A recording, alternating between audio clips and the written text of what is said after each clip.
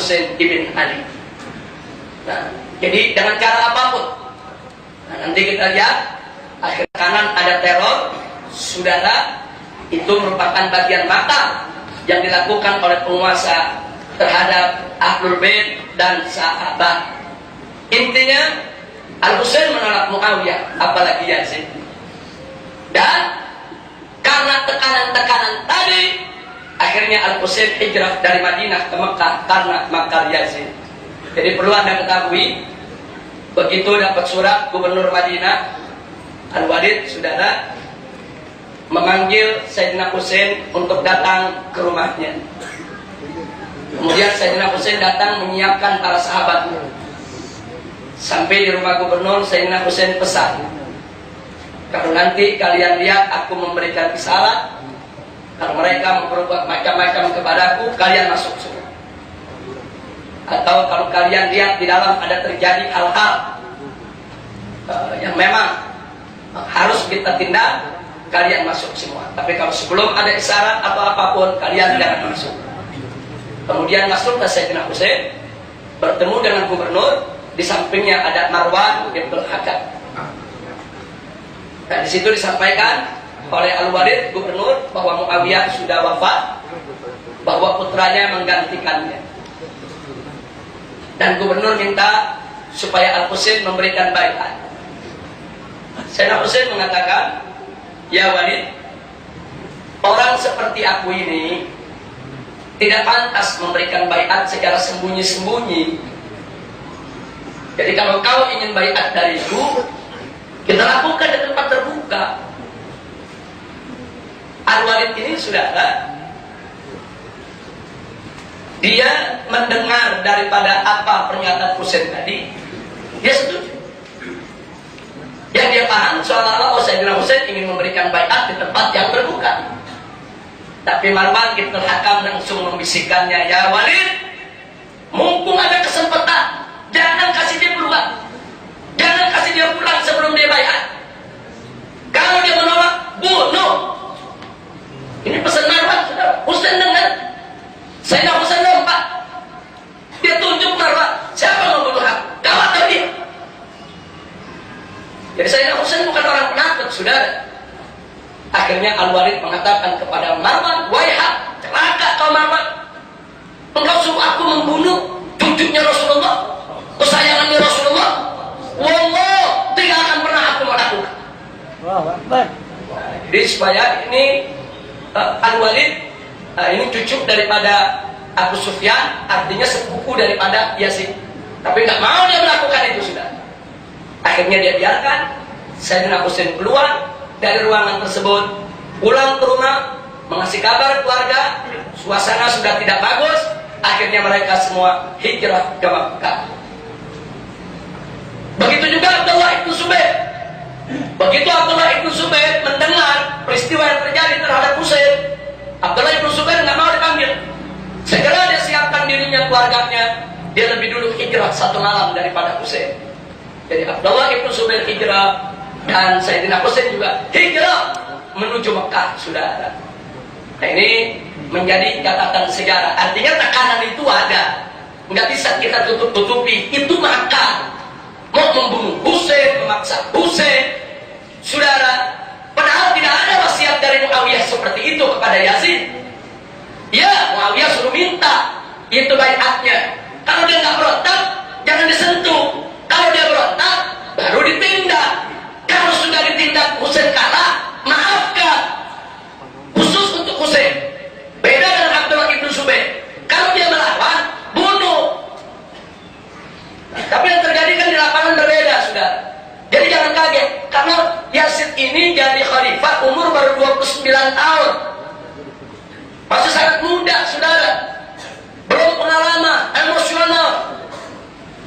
Jadi jangan kaget kalau cerita-cerita seputar dirinya banyak diselimuti dengan duniawiyah. Nah, ini yang terjadi. Nah, kemudian mari kita lihat Al-Husain dari Mekah menuju Kufah. Jadi begitu Sayyidina Husain lihat tidak bagus, saudara, kondisi di Madinah, Sayyidina Husain hijrah ke Mekah. Nah, dari Mekah Sayyidina Husain menuju Kufah di Irak. Nah, bagaimana ceritanya? Apa alasannya? Mari kita lihat kejadiannya, saudara. Jadi Sayyidina Husain mendapat nasihat dari para sahabat. Ya Husain, kau jangan berangkat ke Kufah. Dulu yang khianati ayahmu orang sana.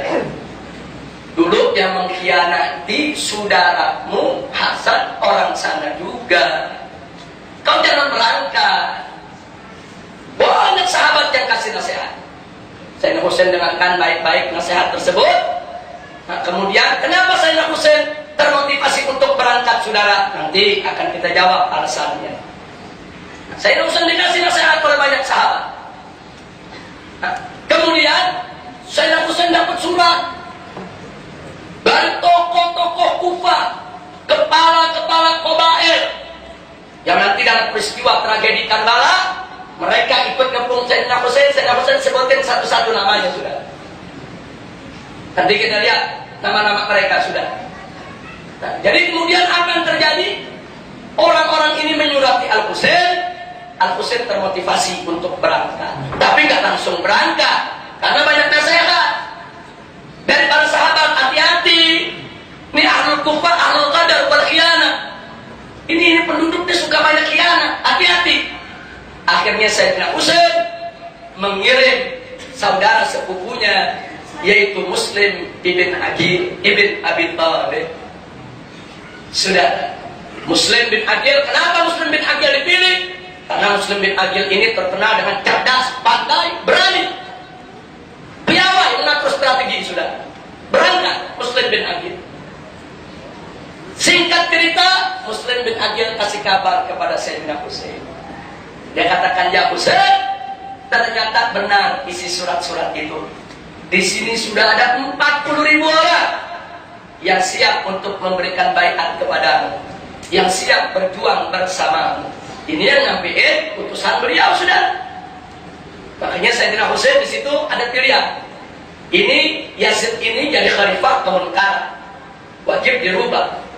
Kalau mau dirubah harus ada kekuatan. Kekuatan itu adanya di Kufah. Tapi sahabat ngingetin, hati-hati, orang Kufah itu banyak khianat. Sehingga Sayyidina Husain harus yastakhiru rabbah, sudah. Sayyidina Husain jawab, waktu Abdullah ibn Abbas memberi nasihat, beliau bilang, sastakhiru rabbi. Aku akan istikharah, minta petunjuk Allah, aku jalan atau tidak. Jadi beliau nggak rendahkan nasihat sahabat. Bohong. Kalau ada yang mengatakan Sayyidina Husain nggak dengar nasihat sahabat sih, Sayyidina Husain keras kepala sih, Sayyidina Husain tidak tahu diri sih, bohong. Sayyidina Husain itu orang cerdas, orang pandai. Semua nasihat beliau dengarkan, sudah. Tapi untuk mengambil suatu keputusan, tentunya Sayyidina Husain harus mendengar dari semua pihak. Nah, itu yang dilakukan. Putusan akhirnya Sayyidina Husain berangkat ke Kufah. Nah, begitu mau berangkat ke Kufah, Abdullah ibn Abbas menasihati, ya Husain, kalau kau mau berangkat ke Kufah, kalau memang di sana itu ada sekian ribu yang sudah membaiatmu, suruh mereka usir dulu itu gubernur Kufah.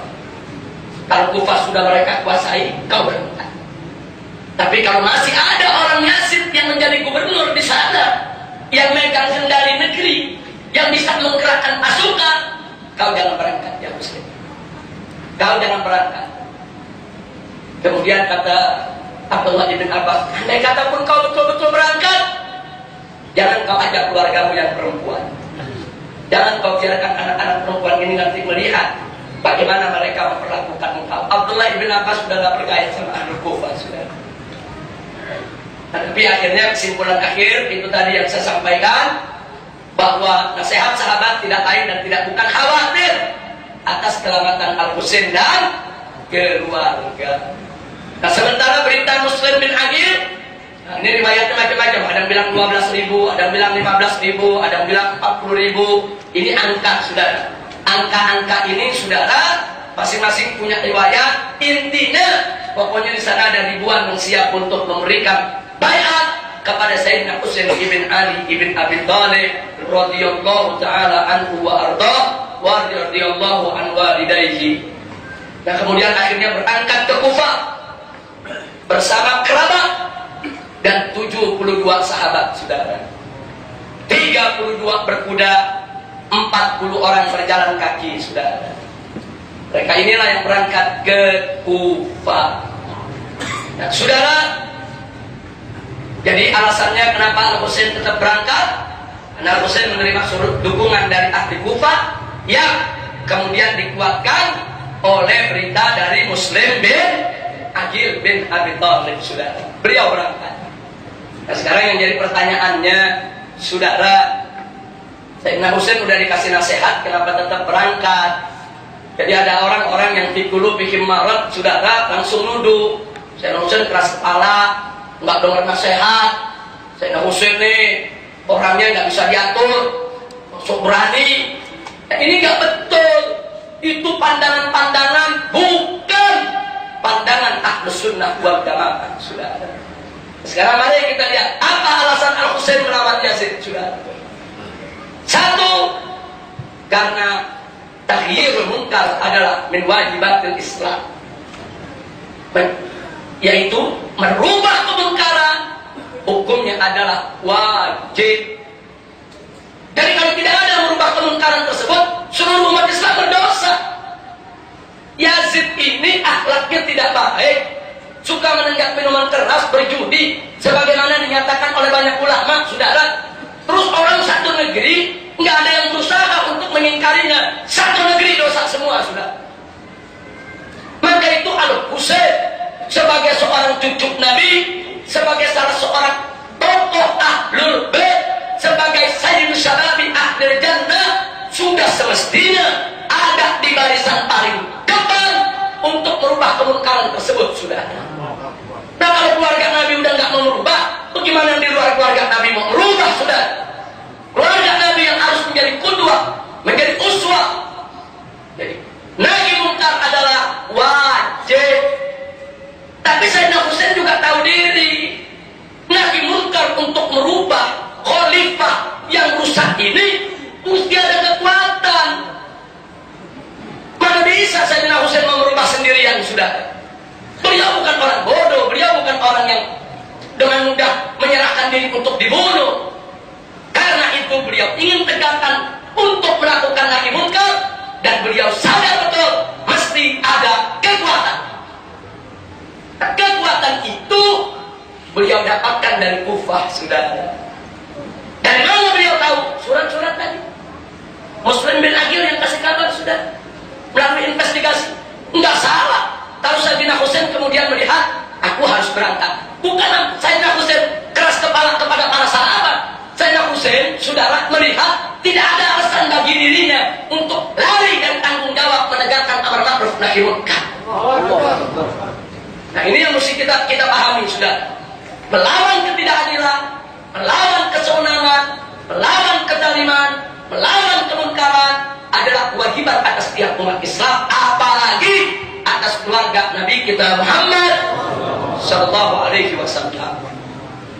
Karena itu, saudara, Sayyidina Husain harus mencari kekuatan, tidak boleh pasrah kepada kemungkaran, harus proaktif menyusun kekuatan, saudara. Ternyata kekuatan itu beliau dapatkan dari Kufah. Berdasarkan apa? Adanya surat dari para tokoh Kufah dan informasi dari Muslim bin Aqil. Nah, dari sinilah, saudara, akhirnya Al-Husain melihat kekuatan nahi munkar ada di Kufah, bukan di Madinah, bukan di Makkah ketika itu, saudara. Nah, kemudian akhirnya apa? Setelah melihat kekuatan ada di sana, Al-Husain melihat tidak ada alasan untuk tinggalkan nahi munkar. Jadi bukan beliau nggak dengar nasihat, bukan. Kalau beliau di Makkah, terus yang nahi munkar siapa? Kalau beliau di Makkah, apa alasan beliau meninggalkan nahi munkar? Mungkin yang lain punya alasan meninggalkan nahi munkar karena tidak punya dukungan sekuat Husain di Kufah. Mungkin Abdullah ibn Abbas punya alasan untuk tidak nahi munkar ketika itu karena posisinya tidak memiliki dukungan sebesar Husain. Tapi Husain dengan dukungan sebesar itu, saudara, tidak ada alasan untuk lari dari kewajiban. Ini cerdasnya Sayyidina Husain, ini fikih Sayyidina Husain. Inilah bagaimana beliau memahami nas-nas kewajiban agama, saudara. Karenanya beliau memutuskan harus berangkat ke Kufah.